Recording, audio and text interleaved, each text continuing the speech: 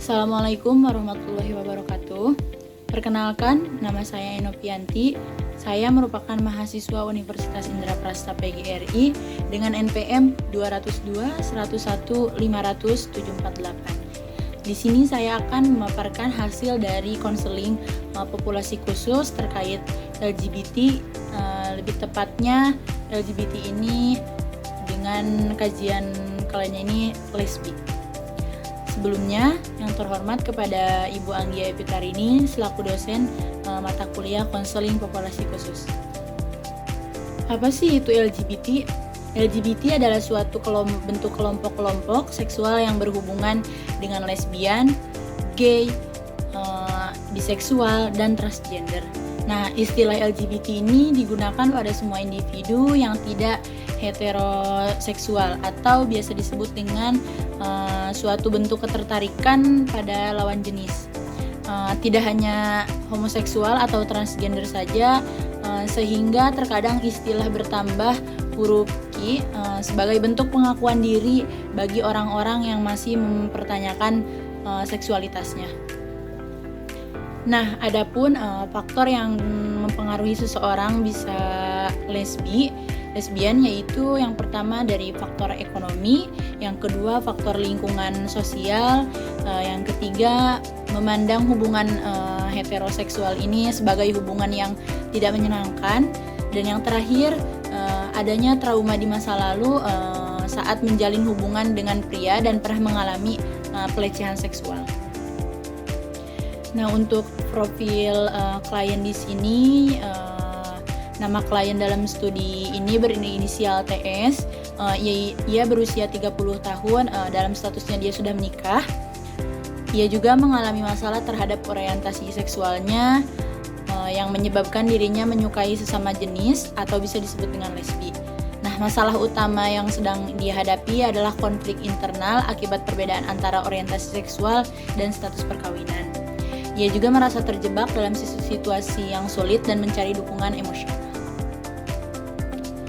Adapun deskripsi atau latar belakang klien di sini, klien yang berinisial TS, dia merasa bingung dan terjebak dalam situasi yang sulit. Dia sudah menikah selama kurang lebih 5 tahun. Dia menyadari bahwa dia ini tertarik pada wanita.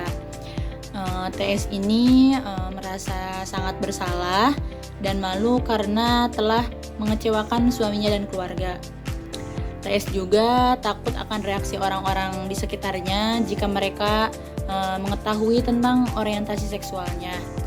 Akan tetapi TS ingin bisa menerima dirinya dengan apa adanya. Akan tetapi juga dia sangat takut akan konsekuensi yang mungkin terjadi jika mengungkapkan perasaan dia. Adapun diagnosis klien di sini yaitu TS mengalami konflik internal antara identitas seksualnya sebagai seorang lesbian dengan peran sosialnya sebagai seorang istri. Konflik ini dapat menyebabkan TS menjadi stres, cemas, dan depresi.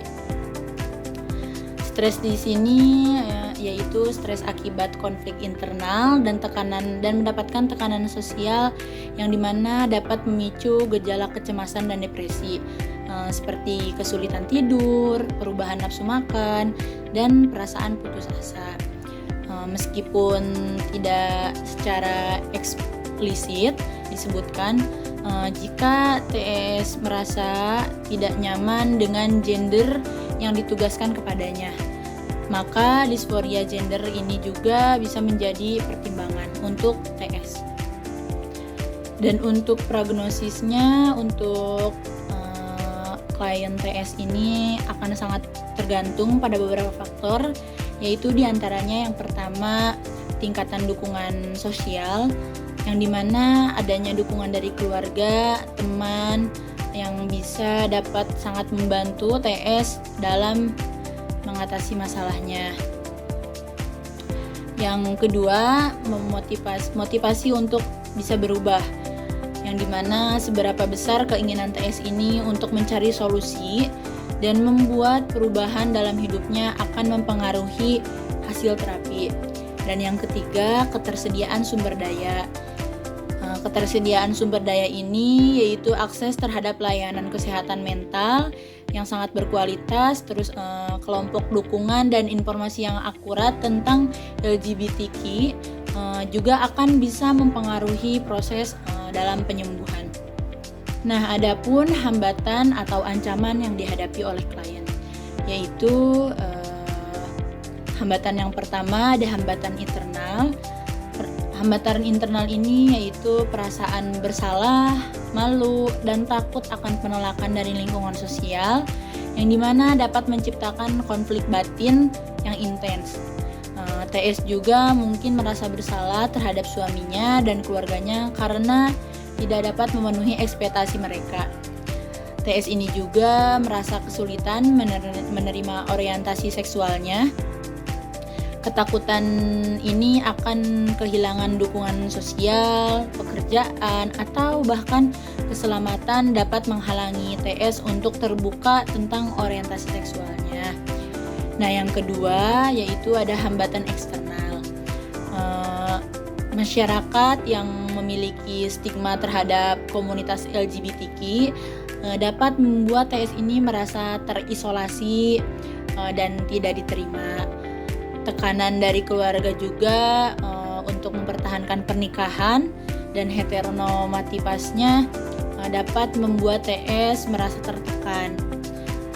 Dengan begitu, kurangnya teman atau kelompok dukungan juga yang kurang memahami situasi dia dapat memperburuk kondisi emosionalnya, serta keterbatasan akses layanan kesehatan mental yang ramah bagi TS.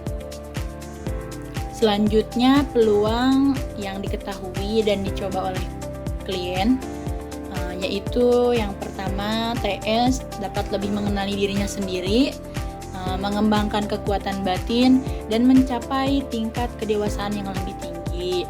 Yang kedua, TS bisa menerima dirinya sendiri dengan sepenuhnya. TS juga bisa membangun hubungan yang lebih tulus dan mendalam dengan orang-orang yang benar-benar peduli kepadanya. Yang ketiga, TS bisa bergabung dengan komunitas LGBTQ dengan dapat memberikan TS rasa memiliki dukungan dan pemahaman yang tidak ditemukan di tempat lain. Nah, yang terakhir yaitu memperkuat hubungan dengan diri sendiri, yang dimana TS ini bisa membangun hubungan yang lebih sehat dengan dirinya sendiri, meningkatkan harga diri juga, dan menemukan kebahagiaannya. Selanjutnya, layanan konseling atau pendekatan konseling untuk klien, yaitu yang pertama membangun hubungan terapeutik. Membangun hubungan terapeutik di sini yaitu dengan menciptakan suasana yang aman dan nyaman bagi TS untuk bisa berbagi perasaan dan pengalamannya. Yang kedua, memahami masalah secara mendalam. Di sini juga TS bisa mendapatkan pemahaman yang lebih komprehensif tentang konflik internalnya, dukungan sosial, dan sumber daya yang dimiliki oleh TS. Dan yang ketiga yaitu mengidentifikasi kekuatan dan kelemahan. TS bisa mengenali kekuatan yang dimiliki oleh dia untuk bisa mengatasi masalah dan kelemahan yang perlu diperbaiki. Nah, yang keempat yaitu menentukan tujuan terapi. Di sini konselor bersama klien atau klien yang berinisial TS ini bersama-sama untuk menetapkan tujuan yang realistis dan dapat dicapai. Yang kelima yaitu mendengarkan dengan aktif, yaitu dengan cara memberikan perhatian penuh pada apa yang TS sampaikan tanpa menginterupsi atau menghakimi TS. Dan yang terakhir yaitu mengidentifikasi pola pikir negatif. Di sini konselor dapat membantu TS mengenai pola pikir negatif yang mungkin menghambat proses penyembuhannya. Kayak misalkan contohnya itu apakah ada pikiran-pikiran yang sering muncul ketika TS merasa sedih atau merasa cemas. Jadi seperti itu. Untuk evaluasi dari hasil konseling populasi khusus ini terkait klien TS yang dimana lesbi. Jadi untuk evaluasinya yaitu selama proses konseling, TS telah menunjukkan kemajuan yang signifikan dalam menerima identitas seksualnya dan mengatasi tantangan yang dihadapinya. Namun masih ada beberapa hal yang perlu ditingkatkan seperti mengatasi tekanan keluarga dan stigma sosial.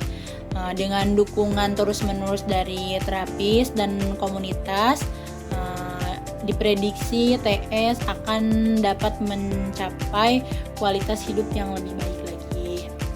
Berikut adalah dokumentasi selama proses kegiatan konseling. Sekian yang bisa saya jelaskan dan sampaikan. Kurang lebihnya mohon maaf. Assalamualaikum warahmatullahi wabarakatuh.